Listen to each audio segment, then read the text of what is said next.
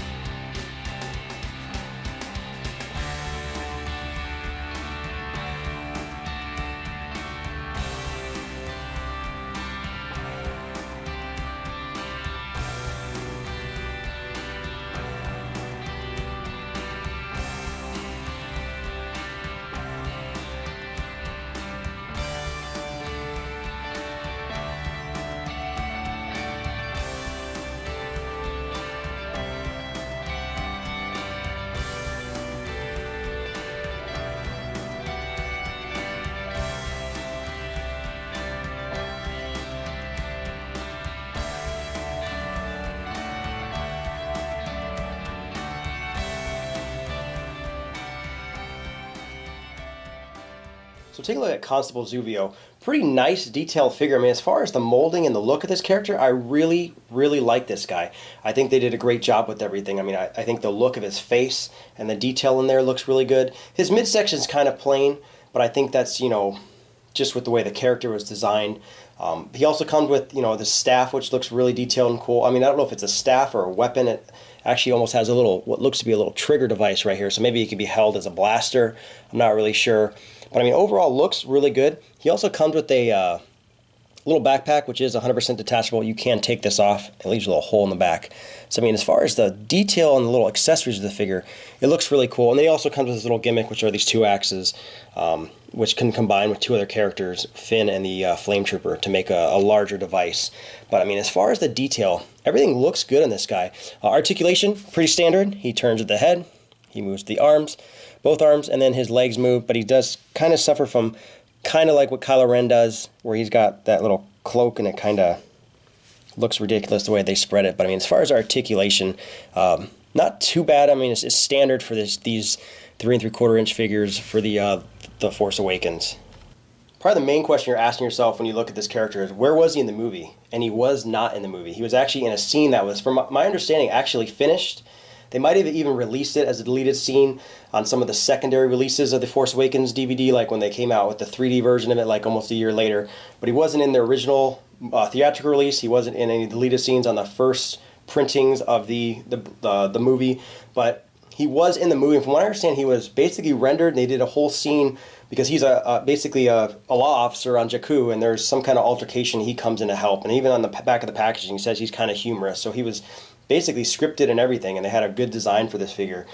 What happens is Hasbro gets these toy designs way early, so they have time to mold them, and they basically put this figure in and designed this figure because they thought he was going to be in the movie. Just like the Darth Vader figure and the Luke Skywalker figure, there was actually originally in some of their original cuts, that Force flashback that Rey had, they were actually shown in that Force flashback, but they edited it out and just did the sounds of those characters. But that's why that happens. I mean, some of the figures, like with Transformers, they get well over a year in advance with the concept art of these characters that are going to be supposed to be finalized, so they can start designing it and making it transform. And that's why sometimes the figures look a little different than what they actually do, because stuff changes through the production of the movie. But that's why this character was fully meant to be in the movie and have his little scene, and they actually cut it out, I'm assuming for pacing issues, but that's why you don't see him in the movie. Take a look at his face. He looks really cool. I definitely like the way he looks. I mean, the way his eyes kind of pop with that yellow, and you can see like his alien face, and he's got that little cloth over his face. I think everything looks great in that. He's got that kind of, weird helmet, almost like a football-shaped, Chinese style rice field type hat, something that like Raiden wears in Mortal Kombat. I think they did a good job with that, as we're trying to get him to stand up again. But I mean, everything looks good, and you can kind of, as we go around, you can see how his backpack sticks up, and even the detailing in the back of his helmet looks really, really cool. His midsection is pretty plain. I mean, there's not really much there. It's just, he has like basically a standard outfit, beige colors, doesn't look really, really cool at all. I do like how his shoulder pads kind of match the way his hat does. I definitely like his staff, the way they did it. They have the rivets put down on the bottom. Like I said, there's almost like a trigger right here. And that, could be some kind of blaster where you kind of hold it with two hands and kind of, almost like a pike or something, but also be able to fire from it. And it's got a nice blade on the top. And it's got a strap, but it's really not functional enough to throw it over his shoulder. And here we take a look at his back, and you can see that backpack. And like I said, it looks cool. And it's detachable. But the one unfortunate thing is that, it leaves little marks where it's supposed to be, so it kind of looks silly if you don't have it on there. There's like extra like divots in the character. And with this little gimmick, he comes with 2 extra weapons, which basically look like battle axes, and they look pretty cool. The only thing with that is they're so big and heavy, you really can't have him hold it without having him on a stand. He's actually attached to a stand right now. And also the handles are so thick that he barely holds it, just barely holds it, stretches his hands out. I mean, any kind of quick movement will kind of make it pop off. But the one crazy thing is, and I'm not really sure if this was just how they made it, but these can actually pull off. And obviously I've already stretched his hand out, but he can actually hold it a little better like this. I'm not really sure why they did that with the molding, because it's, when you look at the picture for how to combine this stuff with the 2 other figures, it doesn't show that you take those off for any reason. So it's just kind of something extra. But he actually holds the smaller axe easier than the large one. Finally, for size comparison, here we have Constable Zuvio next to Sarko Plank and Kylo Ren. These are all from the Force Awakens toy line. And as far as sizing, I assume that's right. Like I said, we didn't see him in the movie, but I would assume that he is this smaller size. But I mean, overall, a pretty cool figure. It's unfortunate he was cut from the movie. I mean, he looks really cool. He's definitely a cool looking figure. And I mean, they even made him in a 6-inch Black Series figure, so they were definitely expecting this guy to be in the movie. A lot of people actually believe that this guy was the character being stabbed by Kylo Ren during the Force flashback, when she kind of sees the Knights of Ren and stuff, but that's not the case at all. He was meant to be on Jakku. It's just somebody that had to happen to have like a similar style headdress on. But like I said, a really cool looking figure.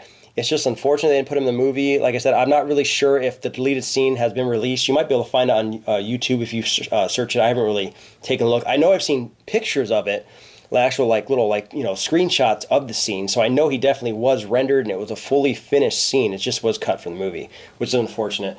Especially you get a lot of these characters are just background characters. Like Sarko Plank was seen very, very briefly in the movie, and then you have a toy that comes out that wasn't even in the movie. A lot of people got upset because the toy line comes out, typically in September, and then, these people are buying up these toys, and they're buying up these toys, and then the movie comes out, and the character's not even in the movie. So, like I said, a lot of people were upset, but I mean, it's just the way toy stuff goes. They have to get it in advance to detail it. They were fully expecting him to be in the movie. He was just cut out last minute, but... Once again, this has been Jason with Violator Comics Collectibles. Any questions or comments, leave them in the comment section below. If you liked the video, hit the like button, subscribe to the YouTube channel, like us on Facebook, and I'll see you guys next time.